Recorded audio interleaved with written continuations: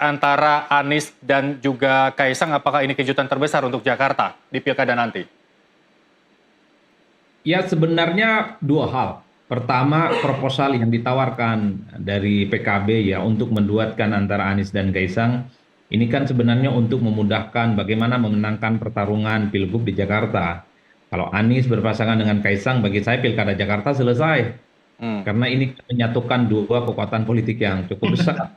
Apapun judulnya, Anies itu elektabilitasnya mentereng per hari ini. Kaisang itu adalah sosok yang bukan hanya ketua umum PSI, tapi juga anak presiden yang saya kira akan ditopang oleh begitu banyak resource politik, terutama resource politik yang kemudian beberapa waktu yang lalu memenangkan Prabowo dan Gibran. Kan itu yang sebenarnya bisa kita tangkap secara matematis ya.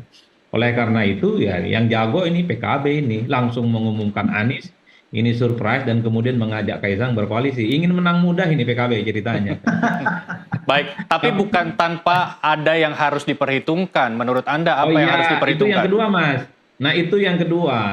Ada begitu banyak sebenarnya kerumitan-kerumitan untuk menduetkan keduanya ini. Pertama pada level elit ya. Harus kita akui bahwa elit-elit pendukung Anies, mungkin di luar PKB, itu ada kecenderungan memang tidak terlampau happy dan tidak nyaman jika Anies berkoalisi dengan Kaisang. Selama ini Anies itu diposisikan sebagai antitesa, orang yang selalu dihadap-hadapkan dengan kekuasaan politik. Nah, Kaisang itu adalah bagian dari penguasa. Kaisang itu bagian dari kekuasaan politik yang saya kira pada level elit partai-partai pengusungnya pun nantinya juga akan memberikan satu resistensi dan penolakan. Begitupun pada level grassroots.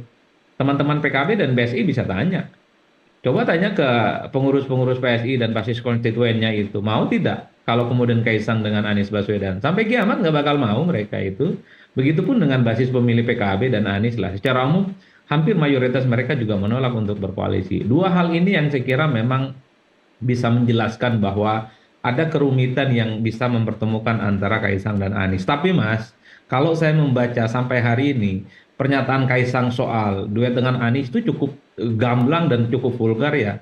Misalnya Kaisang menyatakan saya nggak masalah kok berpasangan dengan Anies. Nah, yang bisa menghentikan Kaisang untuk berkoalisi dengan Anies itu cuma satu orang, Presiden. Hmm. Sebagai orang tuanya. Di luar Pak Jokowi, saya kira nyaris tak ada satu orang pun yang bisa menghentikan Kaisang kalau memang betul ingin berkongsi dengan Anies.